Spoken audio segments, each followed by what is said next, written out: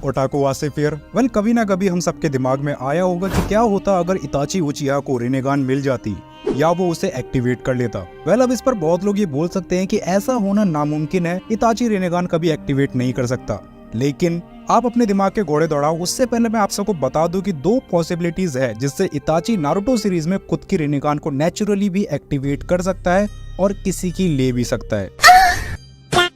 मैं उस चीज की बात नहीं कर रहा, मैं रिनेगान की बात कर रहा हूँ। वीडियो में आगे बढ़ने से पहले आप सबसे सॉरी बोलना चाहता हूँ क्योंकि पिछले ऑलमोस्ट 2 महीनों से मैंने कोई भी वीडियो अपलोड नहीं की है। खैर, उसके भी कुछ बड़े रीजन थे, इसलिए चैनल पर सिर्फ प्रिंस की वीडियोस आई हैं। लेकिन नाउ आई एम बैक, इसी बात पर इंस्टाग्राम पर भी फॉलो कर लो। वेल, नेचुरली एक्टिवेट करने के लिए सबसे पहले तो इताची को पावर हंग्री पर्सन बनना पड़ेगा, जैसे कि माद्रा और ओबिटो थे, जिसकी वजह से इताची ने जब अपने फादर फुगाकू को मारा था तब उसे अपने फादर की मांगेक्यू शारिंगन को लेना पड़ता, जिसकी मदद से वो अपने इटर्नल मांगेक्यू शारिंगन को एक्टिवेट कर पाएगा। अब हम सबको पता है कि इटर्नल मांगेक्यू शारिंगन पावर, एबिलिटीज और चाक्रा रिजर्व को बूस्ट कर देता है। वेल, चाक्रा रिजर्व को बूस्ट नहीं करता, उसे ऑप्टिमाइज और स्टेबल कर देता है। लेकिन अब बढ़ते हैं सबसे बड़े दिक्कत की तरफ, वो है इताची उचिहा की बीमारी, जिसके बारे में पूरी सीरीज में कहीं भी सही से नहीं बताया गया है कि उसकी बीमारी क्या थी। अगर आपको पता है, उसकी बीमारी का कोई भी अंदाजा है तो मुझे कमेंट्स में जरूर बताना।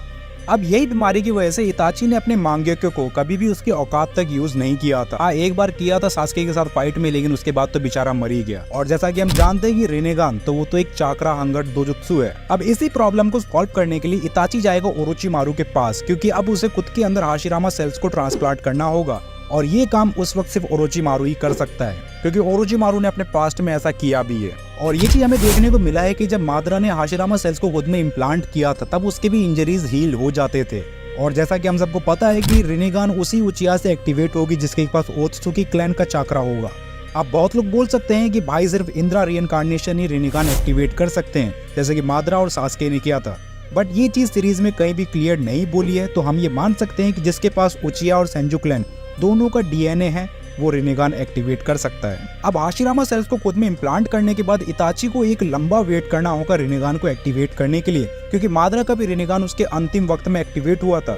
बट हम यहाँ एक एक्सेप्शन मान सकते हैं कि इताची का रिनेगान 2 से 3 साल में एक्टिवेट हो जाएगा। लेकिन अब सबसे बड़ी दिक्कत आएगी उसकी बीमारी, बट टेंशन नॉट, क्योंकि यहाँ काम आएगा हाशिरामा सेल्स, क्योंकि हाशिरामा के पास सेल्फ हीलिंग थी, जिसकी मदद से इताची की बीमारी भले ही पूरी तरह से ठीक ना हो, लेकिन उसे रिनेगान यूज करते वक्त कोई भी दिक्कत नहीं होगी और उसका चाक्रा रिजर्व भी बढ़ जाएगा एंड मे बी शायद वो वुड रिलीज भी यूज कर सके। तो ये 2 मेजर रीजन थे कि क्यों इताची खुद में हाशिरामा सेल्स को इम्प्लांट कराएगा।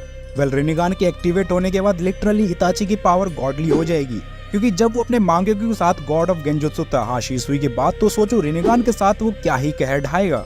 और इन्हीं पावर की मदद से इताची आकात्सुकी को खत्म कर देगा ताकि वर्ल्ड में पीस बनी रहे और उसकी विलेज पर कोई भी खतरा ना हो। हाँ, पेन और ओबिटो को हराना मुश्किल होगा, but the powers that इताची will have उनके सामने दोनों नहीं टिक पाएंगे और 4th ग्रेट निंजा वॉर कभी भी नहीं होगी। बात रही ब्लैक ज़ुत्सु की, तो इताची कुछ ना कुछ कर ही देगा उसका। अब यहाँ एक फनी बात बताऊं, इताची भले पावर हंग्री बन जाएगा, रिनेगान पा लेगा, लेकिन उसके बावजूद भी वो सास्के के हाथों ही मारा जाएगा। May be 4th great Ninja war के वक्त नहीं, लेकिन फ्यूचर में सही, पर वो मारा जाएगा। बट हाँ, तब तक इताची अपनी लाइफ को बिना किसी बीमारी के साथ अच्छे से जी पाएगा एंड शैडो में रह के अपने कोनोहा विलेज को सेफ रखेगा, बिकॉज इताची कभी बुरा इंसान नहीं था। और मे भी शायद ऐसा भी हो सकता है कि वो अपने रिनेगान की मदद से उसके मरे हुए क्लैन मेंबर्स को फिर से जिंदा कर सके।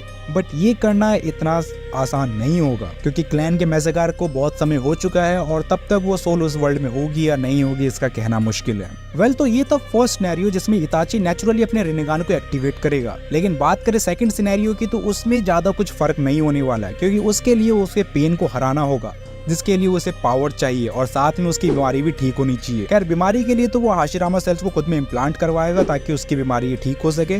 साथ ही उसे इटर्नल मांगेक्यू शारिंगन की भी जरूरत पड़ेगी, जो कि उसे उसके फादर के मांगेक्यू शारिंगन खुद में इम्प्लांट कराने के बाद मिलेगी, जिसके बाद वो पेन से फाइट करेगा and after tough fight Itachi जीत जाएगा और पेन को हराने के बाद वो उसकी रिनेगान को ले सकता है। और जैसे कि हमको नारुतो में दिखाया कि कोई भी किसी की भी डोजुत्सु को यूज कर सकता है। लेकिन जब वो पेन की रिनेगान को ले रहा होगा तब उसकी फाइट ओबिटो से हो सकती है, क्योंकि मास्टरमाइंड तो वही था और ओबिटो को हराना उसके लिए बहुत मुश्किल होगा, क्योंकि ओबिटो लिटरली पेन से भी ज्यादा पावरफुल है। बट आई थिंक इताची अपनी इंटेलिजेंस की मदद से कैसे भी करके जीत जाएगा।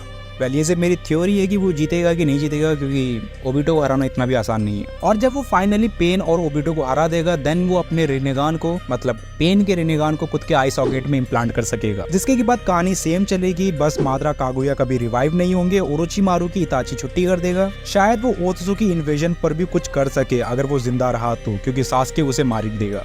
लेकिन अगर इताची ने रिनेगान एक्टिवेट कर ली तो सबसे बड़ा ड्रॉबैक ये होगा कि पूरे सीरीज में 5 नेशंस के बीच कभी भी कोई अलायंस नहीं होगी, सारे एक दूसरे के दुश्मन बने रहेंगे।